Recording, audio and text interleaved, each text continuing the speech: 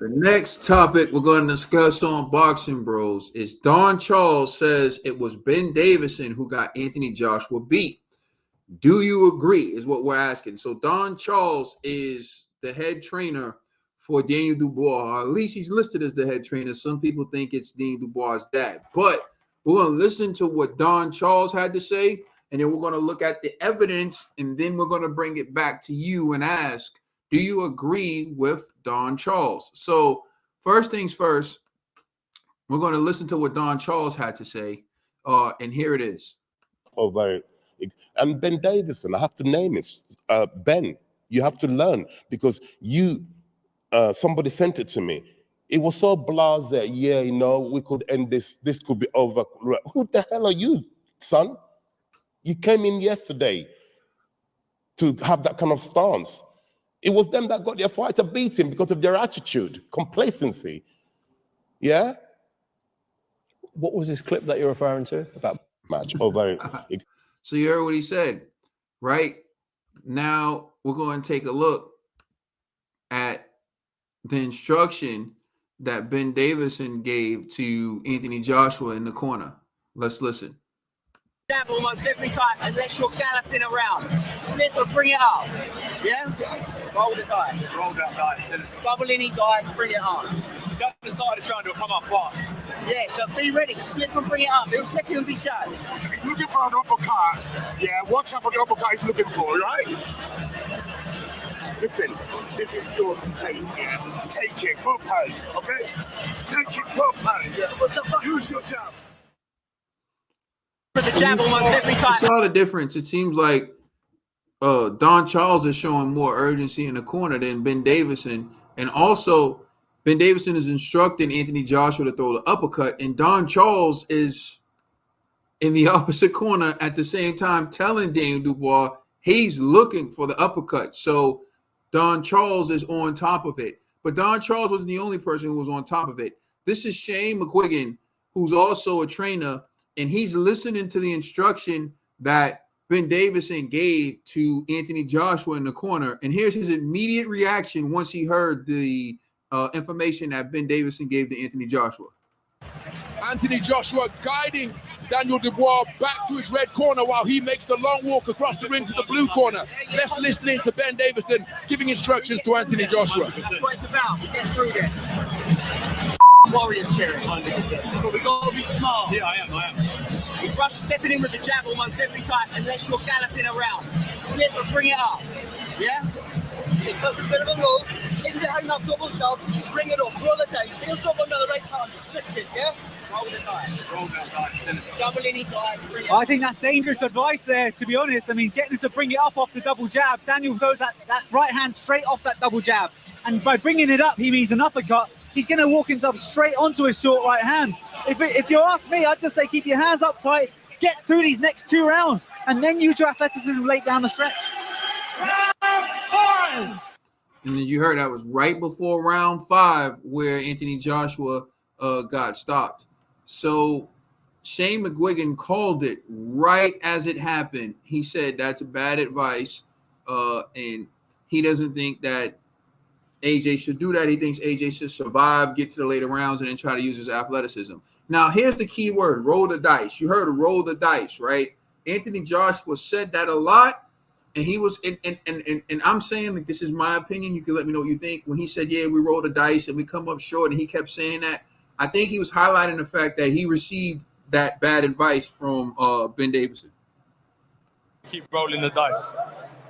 Was it mistakes in there tonight, or was Daniel Dubois just too sharp, too fast? If I'm honest, it's a bit of a mix. I had a sharp opponent, a fast opponent, and secondly, a lot of mistakes from my end. But that's the game. As pissed off as I am, it is what it is. It is what it is. As you say, you rolled the dice. Your numbers didn't come up today, but I'm sure they're going to come up in the future. Congratulations on a good performance. That was a fire fight. Eddie, very quickly. So, and he said it a few times. There's one time I couldn't find a clip I was looking for where he said, like, well, I rolled the dice, and he kind of looked at, like, Ben Davison to highlight the fact that that wasn't the best advice. So, Trill Dollar Bill, Do you agree with Don Charles that it was Ben Davison who got Anthony Joshua beat? I think he panicked. I think he panicked. I had the opportunity of kicking it, having a conversation with some boxing minds, some fellow boxing minds, and we was talking about it. Some people were saying, "Oh, get rid of Ben Davis," and stuff like that. I was like, no, this just showed me that he was human. You know what I'm saying? To me, he panicked in there and he said things like, roll the dice. You know what I'm saying? Oh, I think that's what happens when you get in a situation and you didn't expect it. I think just like me, right? I think Ben Davis underestimated Daniel Dubois, you know, and didn't expect him to come out there like that and how he was. And then in this moment, with all the excitement and everything going on, he gave out bad advice. And he just showed that he was human, you know. Was that the only reason why he got beat? No, because that's AJ. AJ got to take some accountability. Not only is this trainer, you're in there. You know what I'm saying? You got to take accountability, and I believe that you and your whole team didn't think Daniel Dubois had a chance of winning, and it's okay because I didn't think Daniel Dubois had a chance of winning neither. You know, and I think that's what it is. I think Ben panicked. That's all I think it was, my brother. I think he panicked. Yeah, I agree with Don Charles that Ben Davison is part of the reason, mainly because the advice he gave in that last round, you can see Don Charles knew. You can see Shane McGuigan knew that the advice he gave him was going to end badly. And Shane said he should just have Anthony Joshua get through and hope that his athleticism would take him the rest of the way. And that's what I said originally the very next day. I didn't hear Shane McGuigan's take until later, but that's what I'm thinking. I'm thinking at the end of the fifth, regardless of what people try to say, because I see the people in the comment section who like to act like, they're always right and whatever. But Anthony Joshua hurt Daniel Dubois in the fifth. It's the first time he hurt Daniel Dubois the entire fight. He landed a few right hands. It's the first time he landed meaningful right hands the entire time in the fight. So obviously the fifth round was his best round and the round that he came out the strongest. And that's why he tried to go for the finish too early. Now, again, if he gets outside of that fifth round, they go to the sixth round, they go to the seventh round. Daniel Dubois expended a lot of energy trying to take Anthony Joshua out in the first 4 rounds. And now it gets interesting because the more Anthony Joshua gets his wits about him and the more he forces Daniel Dubois to continue fighting, I think that was his best chance of trying to win the fight. Now, again, I agree, Ben Davison may have panicked, but again, this is why you have a trainer in the corner. And anyone can give out bad advice. Anyone can give out the wrong advice. But it's just the fact that the advice he gave was so obvious to Don Charles. The advice he gave was so obviously bad to Shane McGuigan. And we all talked about how Anthony Joshua almost looked like an amateur in that ring at times. Chin up, hands down by the side. Personally, I think there's one guy he should contact. Actually, it's more than one guy. But I think he should contact Vladimir Klitschko and see if Vladimir Klitschko would be willing to train him. Because he needs to fight like Klitschko. Anthony Joshua in trades is horrible. And you see Klitschko used to get knocked out.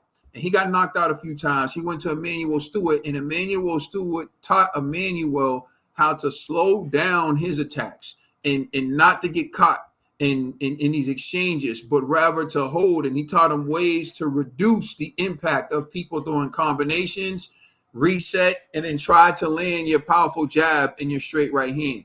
So I think if he can get Klitschko in there for camp, he should get Klitschko. If he can't get Klitschko, he should get Jonathan Banks, someone who's been in camp with Emmanuel Stewart, someone who knows how to utilize the Kronk style, and he should go from there. And if he can't get Jonathan Banks, what I'm about to say, I heard Hakeem Rahman say this too, and I agree with him.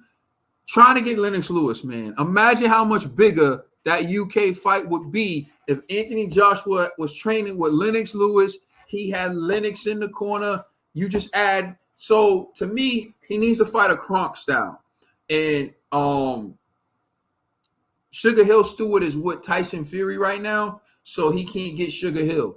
But I think he needs to look into that school. He needs to look into Vladimir Klitschko, Jonathan Banks, or even Lennox Lewis, because I think that's the style he's going to need to fight to beat Daniel Dubois. In the exchanges, throwing hands, Joshua likes to do that. There's some fighters he can get away with that with, but with one punch, power punches, and guys who are good throwing combinations, he needs to leave. He needs to leave well enough alone. So that's my take on that. All right, please like and subscribe. Check us out on Instagram and Twitter. Remember, you can listen to our podcast on all major streaming services. Sometimes, not all the time, we have more segments on the podcast than we do on YouTube. So you should check that out. Remember, that's Trill Dollar Bill. That's my brother Trill Dollar Bill. I am Caden. All right. And you see LLG for life right there. We thank you for rocking with us. We appreciate your support. Until next week, we are the Boxing Bros.